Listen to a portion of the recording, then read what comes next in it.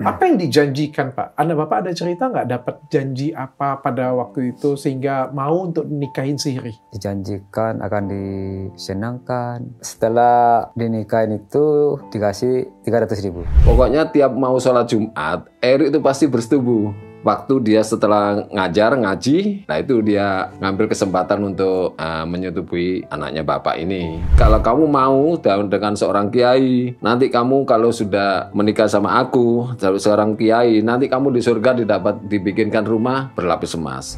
Ada sempat terbesit di pikiran Bapak, ya udah biarkan dengan laki-laki itu, Pak? Oh tidak. Saya tidak akan mau seperti itu.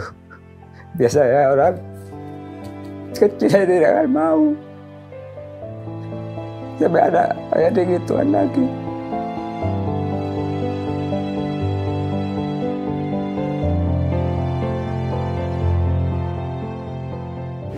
Wah, kemarin lewat di media sosialku, Bapak nangis. Dari mana, Pak, asalnya, Pak? Asal dari daerah mana, Pak? Lumajang. Dari Lumajang. Ya. Lumajang itu dari Jawa Timur? Jawa Timur. Berapa jam, Pak? Dari Surabaya, dari Malang berapa jam, Pak? Dari Malang ke Surabaya 1,5 jam. 1,5 jam dari daerah tempat Bapak ya. Dari Bapak 4. Hah? 4 jam. Kalau dari Bapak ke rumah saya 4 jam. Oh. Dari saya ke Surabaya 1,5 jam. Oh, oke. Ya. Oke, ini anaknya yang pertama? Yang pertama. Umurnya berapa, Pak? 17 sekarang. Oh, sekarang 17. Iya. Hamil? Tidak hamil. Tidak hamil? Tidak hamil. Bagaimana ceritanya, Pak? Boleh nggak ceritain ke saya? Ya, apa yang boleh. terjadi, Pak? Ini, pertama-tama saya kan jauh sama rumah pelaku. Agak jauh rumah saya. Setelah itu, di kampungnya pelaku ini ramai. Kalau dikabarkan anak saya itu hamil gitu. Nah, setelah itu saudara saya mendengar kalau di kampung itu ramai, dia langsung ke rumah saya, menyuruh adik saya menjemput saya gitu ke rumah. Kebetulan itu anak saya kerja, Puput ini kerja. Baru dipanggil dia, dijemput, lalu ditanyakan sama saudara saya itu, dia tanya benar kalau dia sudah dinikahi siri sama pelaku itu. Gitu. Oh ya? Iya. Ini pondok pesantrennya, Pak? Iya, pondok pesantren. Yang punya pondok pesantren? Yang punya pondok pesantren. Bapak nggak dikasih tahu? Nggak kasih tahu. Sama sekali tidak kasih tahu. Ini guru pondok. Guru pondok? Guru pondok. Berarti kiai, Pak? Ya, juga bilang begitulah kiai. Dan itu kan ustadz gitu, kalau di kampung-kampung ustadz. Ustadz? Ya. Oke. Ini sudah belajarnya sudah lama kah, Pak? Sudah lama. Berapa lama, Pak, berarti? Masa itu 8 bulan, 8 bulan. 8 bulan Iya. belajar. 8 bulan belajar ini di mana, Pak? Di sekolah, di pondok pesantren, atau di rumah? Enggak, maksudnya yang dinikahi Eri itu 8 bulan. Oh, dinikahin Eriknya 8 bulan? Iya. Oke. Kalau belajarnya dengan Erik itu berapa lama, Pak? Ya, kira-kira ya 9 bulanan. Belajarnya? Iya. Oke. Itu satu minggu satu kali. Itu. 1 minggu 1 kali? Ya, ngaji di situ. Belajar ngaji di situ? Ngaji. Oke. Dan kayak gimana ceritanya, Pak? Bapak tahunya kapan sih? Setelah ramai di kampung itu kan ramai kalau anak saya itu dikabarkan hamil itu. Ramainya. Padahal hamil? Tidak hamil. Cuma orang-orang yang masyarakat gitu yang ngomongin bahwa itu hamil. Dan di situ Bapak tahu bahwa anak Bapak sudah dinikahi siri. Sudah dinikahi siri gitu. Karena saya tidak tahu kalau anak saya sudah dinikahi siri gitu. Apa yang terjadi begitu Bapak tahu? Ya saya waktu itu ya emosi. Cuma bagaimana saya di sana Ustadz, saya orang biasa, saya mau rame-rame, saya tidak mampu lah. Karena dia orang yang sebenarnya itu banyak anunya, namanya itu. Banyak pengikutnya. Ya gitu. Banyak pengikutnya. Oke. Anak Bapak nggak ada cerita kah bahwa dia sudah menikahi? Tidak pernah cerita. Kenapa nggak pernah cerita? Bapak ada pernah tanya nggak? Tidak pernah cerita karena dia takut kalau cerita sama saya, sama ibunya takut dimarahi, mungkin begitu. Oke. Apa yang dijanjikan, Pak? Anak Bapak ada cerita nggak dapat janji apa pada waktu itu sehingga mau untuk nikahin si Riri? Dijanjikan akan disenangkan, nanti kalau akan diberikan rumah gitu. Oke. Setelah dinikahin itu dikasih 300.000. 300.000. Oh, setelah nikahi dikasih 300.000. Iya. Tuh. Setelah Bapak tahu, apa yang Bapak lakukan ke anak? Saya ya tidak pernah marah, tidak bisa marah karena saya itu. Cuma saya jangan ulangi lagi itu. Soal itu karena kamu itu anak satu-satunya, anak perempuan. Kalau perempuan itu pasti ada walinya, gitu. Oke. Apa yang Bapak bikin, aduh, aku nggak bisa kebayang sih Pak, kalau jadi Bapak sih, bagaimana seorang anak kita pengen belajar agama, justru malah, ini apa ya namanya, dilecehkan ya? Iya, dilecehkan.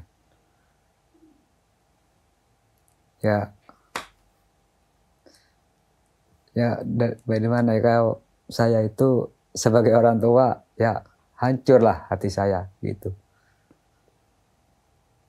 Ya, dinikahi tanpa ada orang tua, sampai lamanya 8 bulan, gitu. Tidak pernah ngomong ke saya, gitu. Apalagi seorang yang punya gelar keagamaan ya Pak ya. Pak, ini Bapak dari mana Pak, kalau boleh saya tahu? Saya dari Komnas Perlindungan Anak. Kalau di daerah itu LPA. Oke. Ya. Apa yang terjadi nih Pak sebenarnya Pak?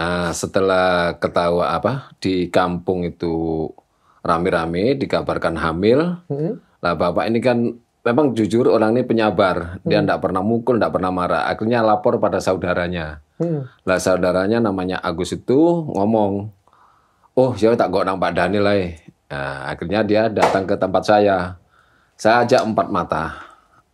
Bapak tak suruh di luar, Puput saya ajak ngomong di ruangan gini, kamu jangan tambahi, jangan kurangi apa yang terjadi. Ya, akhirnya dia ngomong memang dinikahi oleh pelaku Eri ini tanggal berapa? Tanggal 15. Jam berapa? Jam 9. Terus kamu disetubui nggak? Iya Om. Ya habis disetubui ya jam 10 itu langsung disetubui. Di rumah siapa? Nah, di rumah kerabatnya Eri. Nah, setelah itu saya tanya lagi. Hanya sekali itu berkali-kali. Terus kamu terus. Apa yang berkali-kali berapa? Nah, kalau dia hubungan sama kamu ya opo? Pokoknya tiap mau sholat Jumat, Eri itu pasti bersetubuh. Setelah mandi besar baru sholat Jumat, apa dia mau ibadah khutbah atau gimana tahu. Kalau sore juga jam 4, waktu dia setelah ngaji, nah itu dia ngambil kesempatan untuk menyetubui anaknya Bapak ini. Nah, kapan hari itu terjadi jam 2. Nah, pas jam 2 dia pas bersetubuh di pertengahan. Nah itulah istrinya telepon, akhirnya belum sampai selesai kabur. Nah makanya dia seorang tokoh masyarakat, dia seorang kiai. Makanya saya nanti kalau memang betul-betul ada persidangan ini sudah menyangkut predator anak ini. Makanya minta kalau bisa ya Kalau hukuman orang biasa kan 5 sampai 15 tahun, Undang-Undang 81. Tapi kalau sudah sebagai tokoh masyarakat, guru ngaji atau TNI, Polri, pegawai negeri itu ditambah sepertiganya. Bisa-bisa 20 tahun. Oke, Pak, ini sudah punya istri orangnya? Sudah punya istri, lebih dari satu. Lebih dari satu? Lebih dari satu. Hari ini kemarin aja dalam bulan ini istrinya yang sudah melahirkan anak yang keempat. Jadi dia tuh suka kawin siri. Tapi di tetangganya, di pinggir rumahnya itu kemarin tuh mau dinikahi istri juga. Ini anak SMA. Anak SMA mau dinikah tapi untung dia enggak mau. Malah dia tuh diajak komunikasi, kalau kamu mau dengan seorang kiai, nanti kamu kalau sudah menikah sama aku, seorang kiai, nanti kamu di surga dibikinkan rumah berlapis emas. Jadi anak doktrinnya, ya ini saya bukan kiai kalau sudah doktrinnya menyeleneh ini. Oh, membawa nama agama. Ya, makanya kalau sudah gini udah melecehkan agama ini. Makanya semua harus turun. Jangan makanya kayak kiai, ustadz, termasuk Pemda. Jangan ikut-ikut membela ini kiai, ini jangan.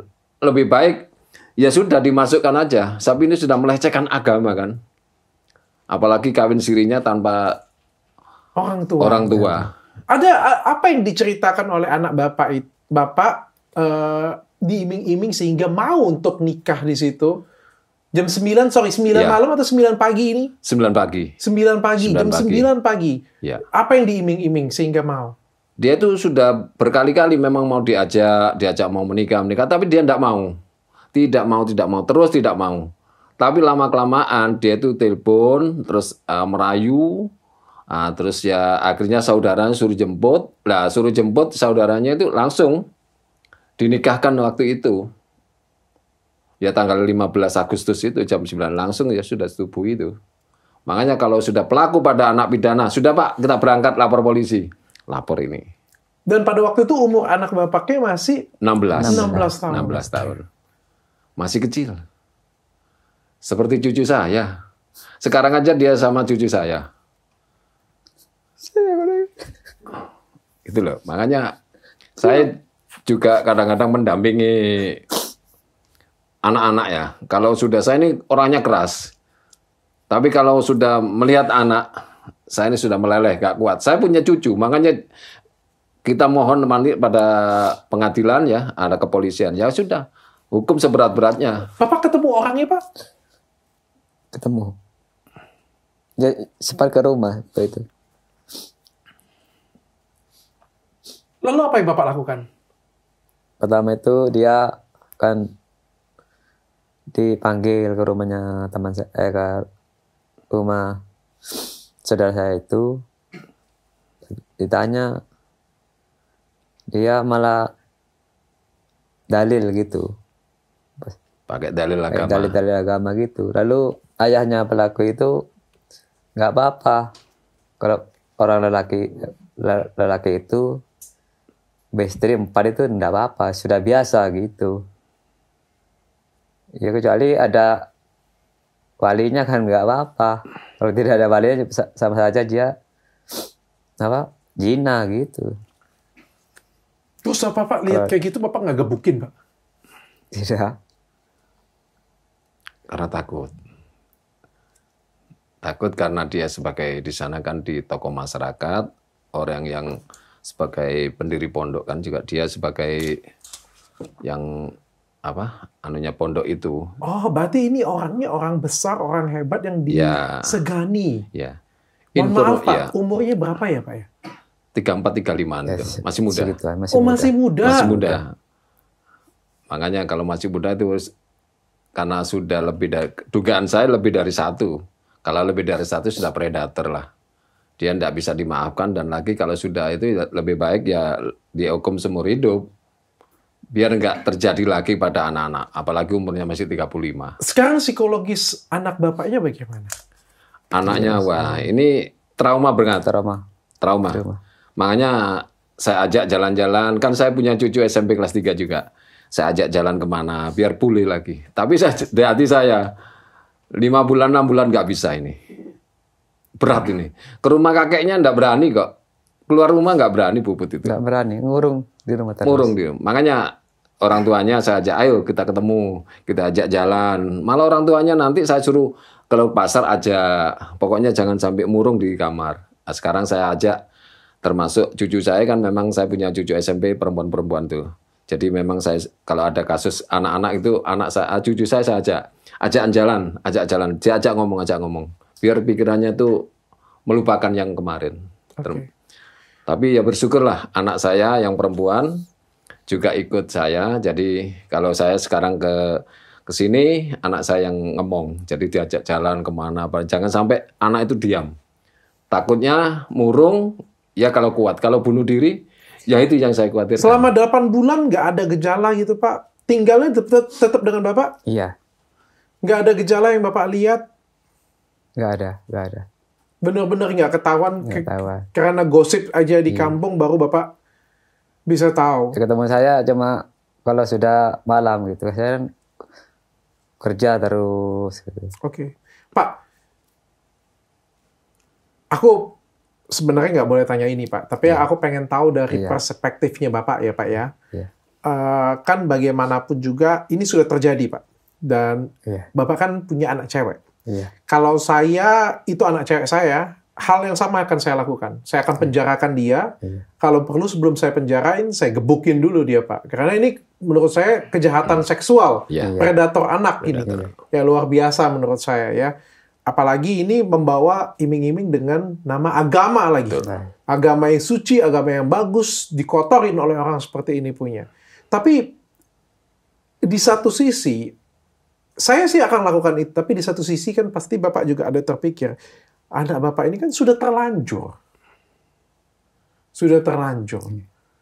Bagaimanapun juga cewek ada malunya, apalagi di kampung, begitu dibuka ke masalah nasional seperti ini menjadi sorotan banyak orang. Ada sempat terbesit di pikiran Bapak, ya udah biarkan dengan laki-laki itu Pak? Oh tidak. Saya tidak akan mau seperti itu. Biasanya orang kecil tidak akan mau. Sampai ada kayak digituan lagi.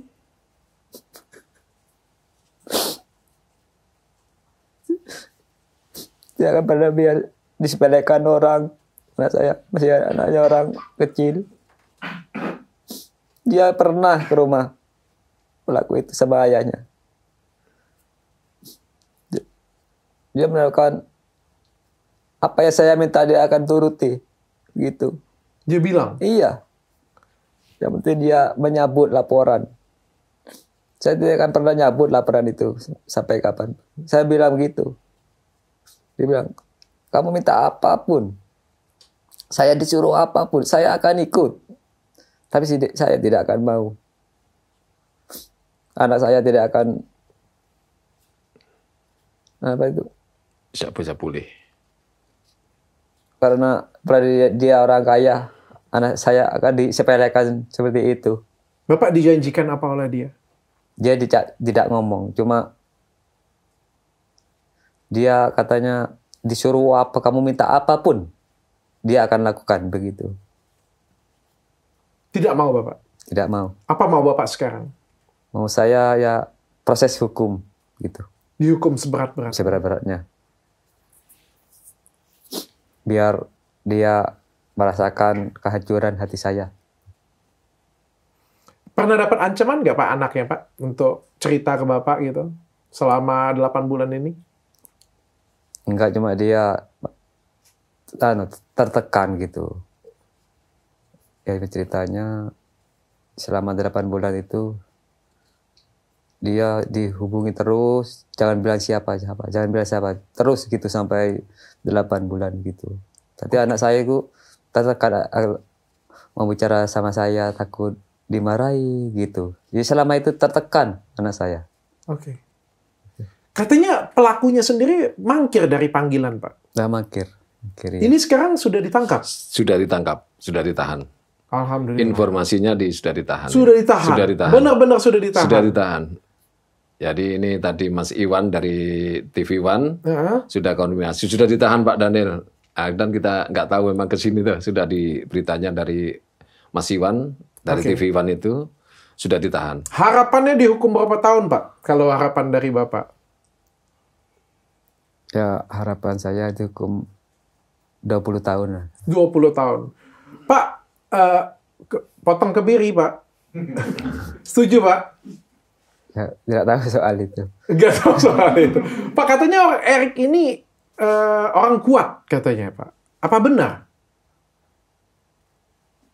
Orang kuat. Orang besar. Oh iya, iya. Iya. Iya. Apa Bapak takut nggak, Pak, kalau malah ini berbalik ke Bapak? Ya nggak takut. Ya, saya dan semua masyarakat Indonesia akan bantu Bapak pasti, Ya, Pak. amin. Pak, ada komentar nggak dari pondok pesantrennya sendiri tentang permasalahan ini? Nggak ada. Jadi pondoknya emang ilegal ya sekarang. Ah? Ilegal. Oh, pondok pesantrennya pun juga ilegal. Pondok pesantrennya ilegal, gurunya juga abal-abal. Iya. Iya dong. Iya. Iya. Nah, nanti Kalau juga, nggak abal-abal kita ngomong apa itu? Iya. Seorang ustadz tapi menjual agama untuk kepentingan nafsunya. Ya. Ya mungkin dengan berita dari Pak Dokter ini nanti biar ada yang termasuk yang menyediakan rumah itu harus itu ditindak itu sebab dia memberi tempat lah. Oh, Nah, itu namanya Hendy. Kabur sekarang. Hendy kabur. Kabur yang- Nah, ini saya minta kepolisian harus menangkap itu. oh dia menyediakan tempat. Menyediakan Iya, tempat tempat. untuk bersetubuh dan di rumahnya Hendy. Yang jemput itu Mila. Ini harus saya mohon kepada mungkin dengan ketemu Pak Dokter ini bisa nanti dari Kapolres atau Kapolda suruh itu atensi harus ditangkap itu. Dia yang menyediakan tempat kan harus turut serta ini. Oke. Tuh, sama Mila yang jemput itu. Tanggapan istrinya sendiri, Pak, istri sahnya? Ya kalau dulu sebelum kejadian ini istrinya mendukung kok kita melapor ini. Oh, istrinya dukung. Mendukung. Mungkin sudah sakit hati istrinya melihat kelakuannya Erik itu begitu. Jadi istrinya mendukung. Yang meramaikan itu istrinya. Istrinya bahkan Yang meramaikan. bukan Meramaikan hamil-hamil itu istrinya. Katanya. Dan Dari masyarakat siapa yang ngomong istrinya Erik? Istrinya, Jadi istrinya Erik gitu. memang istrinya Erik itu sudah mungkin hatinya mana sih hati seorang istri, terus suaminya kayak begini. Oke. Pak, lingkungan kalau di tetangga sekarang bagaimana? Lingkungan di sana? Mencibir kah? Setelah saya mendampingi Bapak ini, memang termasuk dari tokoh-tokoh masyarakat itu saya omong termasuk teman-teman jangan sampai anak ini jangan dicibir. Anak ini harus kita angkat. Kalau enggak dengan kejadian saudara PL anaknya Bapak ini mungkin ada kejadian-kejadian lagi. Makanya warga sana membantu. Tidak ada yang sekarang dengan kejadian ini sudah diam. Oke. sudah dia. Nah, jadi terima kasih pada warga karena sudah gitu. Nah, makanya nanti kepada kepala desa warga itu jangan kalau ada dia itu jangan sampai mengolok-olok gitu. Lebih baik ya diangkat lah. Malah Karena orang yang positif. berani speak up ya, Pak ya? Ya. Ada berapa, Pak, sudah korban Erik yang sudah didata sampai sekarang, Pak? Ini sudah kemarin saya sama teman-teman dari media termasuk Mas Iwan Iwan tuh kasih posko. Oh, di posko? Dari teman media Mas Iwan tuh, TV Iwan tuh posko nanti kalau ada masyarakat korban-korban lagi biar lapor, nanti biar kita turun kita laporkan. Sampai lagi. sekarang terdata ada berapa korban? Masih ya, belum, Pak? karena di sana kan ini aib tuh dokter. Iya, betul. Namanya aib tuh orang tuh nggak semudah itu kita mau lapor. Nah ini anaknya bapak ini nggak berani melapor kan aib. Tapi dengan kejadian ini ada dugaan istrinya pelaku ini sakit hati sudah diperlakukan begini akhirnya dia menyebar itu. Oke. Jadi itulah kita juga terima kasih pada masyarakat. Sekarang itu sudah masyarakat di sana tidak ada yang jadi omongan. Namanya di kampung di desa itu kan pertama kan jadi omongan, tapi sekarang termasuk Sudah support semuanya, Pak ya? harus Pak, support. sekarang pondok pesantren ini tutup? Sudah diturunkan. Kalau ditutup saya belum tahu. Cuma Oke. plakat-plakat itu sudah diturunkan. Sudah diturunkan. Bapak sendiri dari LPA di mana, Pak? LPA mana, Pak? Saya di Kabupaten Pasuruan, tapi juga pegang di Jawa Timur sebagai anak yang berhadapan hukum. Oke. Pak, saya senang dengan Bapak. Karena selama ini saya ngelihat LPA itu cuma ngomongnya doang, tapi Bapak sampai nemenin sampai Bapak di sini. Dan Bapak juga ikut sampai, benar ya Pak ya? Iya. Ngerasa Pak, sampai dibantuin sampai seperti ini punya luar biasa Pak. Iya. Karena gini, kalau kita tidak disupport, kan gini, saya bilang, tidak apa-apa. Kalau dia jadi preman, aku ini mafianya, wes gitu. Kalau mungkin Lumajang, dokter tahu siapa di Lumajang. Masalah rebutan lahan pasir aja sampai bunuh. Tapi untung saya di luar Lumajang. Jadi dia mau ngejar saya, ya kejauhan. Tapi saya tetap berani karena saya udah umur 60, saya punya cucu, berani saya. Dalam hati, nggak apa-apa kamu matikan saya, tapi anak saya sudah ada punya kader anak-anak saya. Nah itu, jadi anak-anak dari cucu saya siapkan, ini loh, panggil saya bukan Mbah, masih Papa. Oke. Gitu. Jadi semua yang ada kasus-kasus ini, anak-anak cucu saya juga mensupport. Oke, jadi kalau bisa ada masalah bisa lapor ke LPA terdekat ya Pak ya? Ya, terdekat. Soalnya seperti Bapak ini juga butuh banget bantuan Iya, Pak ya. Kalau nggak ada bantuan susah ya Pak ya? Susah. 4 jam dari rumahnya ke rumah saya itu masih didatangi. Iya. Karena dia lihat di Google itu. Oke. Pak, dari pelaku sendiri ada datangin Bapak? Oh, ya mohon maaf dia mungkin, kan saya ini kan orang keras. Jadi kalau ada pelaku-pelaku gitu mau dekati saya mungkin mikir-mikir. Mungkin di Batu juga gitu kan, kasus SPI. Ada intervensi Pak sampai sekarang kasus ini? Oh belum ada, tidak ada orang berani. Bapaknya ini sama anaknya, kalau didatangi orang suruh nyabut, suruh hadapi saya. Nah, nanti tak ludahi mulutnya, tak bilang gitu. Oke. Nah, makanya di sana sudah terdengar. Jadi cuma tahu siapa Pak Daniel, Pak Daniel LPL, Pak Daniel mana orangnya gitu. Oke. Guru pesantren lain ada kasih komentar Pak atau ustadz-ustadz lain? Ya komentarnya merasa jijik lah. Dia sudah itu tadi sudah melecehkan agama juga kan itu. Nah, kalau bahasa kerennya menista juga ini. Makanya ini harus ada 2 pasal. Mungkin pasalnya untuk pasal 81 persetubuhan pada anak. Juga ada nanti bagaimana dengan Kemenak. Sebab Kemenak juga besok itu mau turun ke rumah Bapak. Apa termasuk mau live dengan perilaku pelaku yang begini. Pondoknya aja ilegal. Terus cara-caranya kok begitu. Nah ini kan sudah memalukan ini. Sangat memalukan gitu. Oke Pak, saya pikir cukup, mudah-mudahan Bapak menemukan keadilan. Saya doakan. Aduh, aku nggak kebayang sih Pak. Ini musibah banget sih menurut aku. Ya.